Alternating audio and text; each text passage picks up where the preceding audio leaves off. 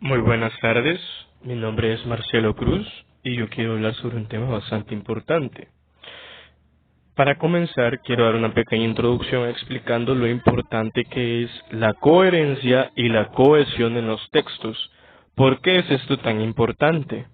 Bueno, un texto por obligación tiene que poseer coherencia, ya que la coherencia hace que el mensaje que el texto quiere dar al lector sea el más óptimo posible.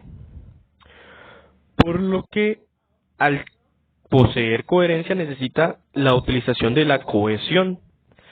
Para esto vamos a conocer los mecanismos de cohesión que se utilizan para que el texto pueda dar el mejor mensaje. Luego de esta pequeña introducción, comencemos a este fantástico tema de mecanismos de cohesión. Primero comencemos, vaya. ¿Qué son los mecanismos de cohesión? Tranquilo, yo te explico. Los mecanismos de cohesión son los elementos que se utilizan en un texto para que el texto pueda ser coherente.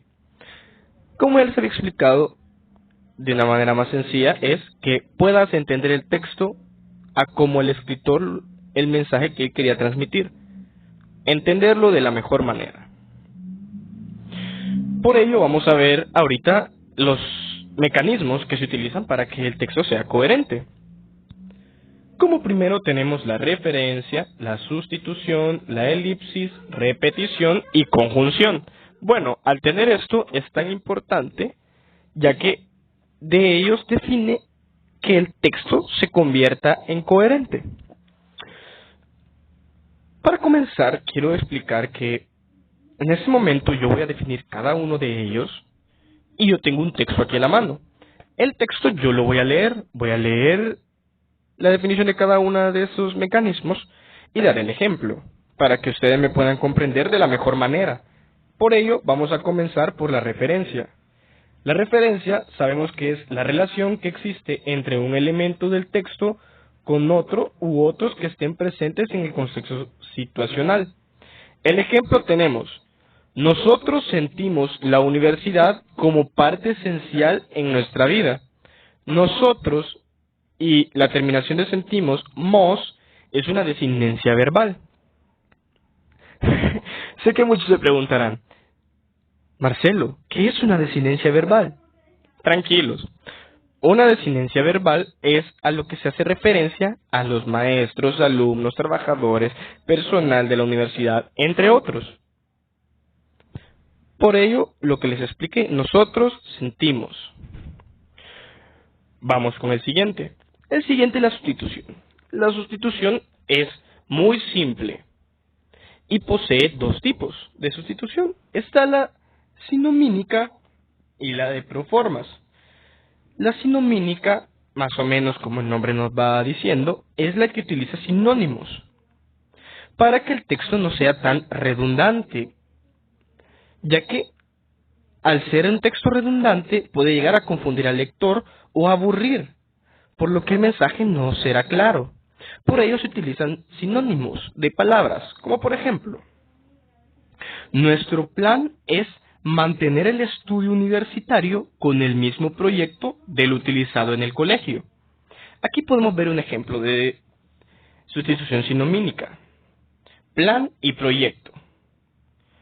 Muy simple, los dos son sinónimos y los dos fueron utilizados para que el texto no fuera redundante y no perdiera la atención del lector.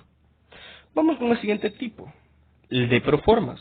El de proformas reemplaza elementos de una oración por algún elemento lingüístico, con el cual pueda tener el mismo significado para que pueda sustituirlo de la mejor manera y el texto siempre tenga coherencia. Como ejemplo tengo, todos los alumnos y maestros son igual de importantes como el personal de limpieza. Aquí el elemento lingüístico que utilicé fue personal. Vamos con el siguiente. Elipsis. La elipsis es la supresión de algún elemento del enunciado cuando éste es fácilmente identificable por haber aparecido antes en el texto. Esto quiere decir que en un párrafo vamos a utilizar una palabra la cual a lo largo de ese párrafo podría volverse a utilizar, pero simplemente no es necesario, ya que sabemos por identificar el texto que a esa palabra se refiere. Por ejemplo, en la vida universitaria, mientras unos piensan en trabajar, otros en dormir. ¿Qué nos quiere decir esto? Si no lo- si, si yo no lo hubiera puesto, ¿qué tendría que ir en ese espacio? Vamos a leerlo ahora de una manera en la que no tenga la elipsis. En la vida universitaria, mientras unos piensan en trabajar, otros piensan en descansar. Como ven, otros piensan en descansar, el segundo no es necesario utilizarlo, ya que si yo lo puedo leer de una manera en que lo omita y el significado, el mensaje va a ser el mismo. Lo voy a leer ahora sin el piensan segundo, para que puedan ver. En la vida universitaria, mientras unos piensan en trabajar, otros en descansar. Ahí pueden ver que no es necesario utilizar piensan de nuevo. Esto es la elipsis. Luego tenemos la repetición. La repetición consiste en la mera repetición de palabras o en la repetición total o parcial de significados de las palabras. Muy fácil.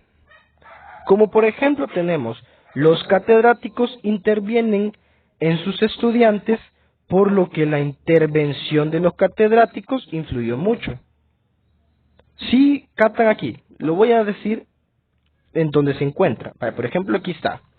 Los catedráticos intervienen, ¿sí? Y ahora aquí va la repetición, por lo que la intervención de los catedráticos, ahí es una repetición. Quiere decir prácticamente lo mismo, pero escrito de otra manera, para que no sea muy redundante y el texto tenga coherencia.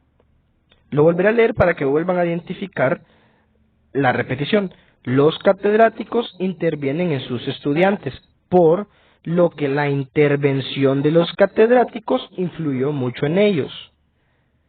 Muy fácil, ¿verdad? Vamos a la siguiente.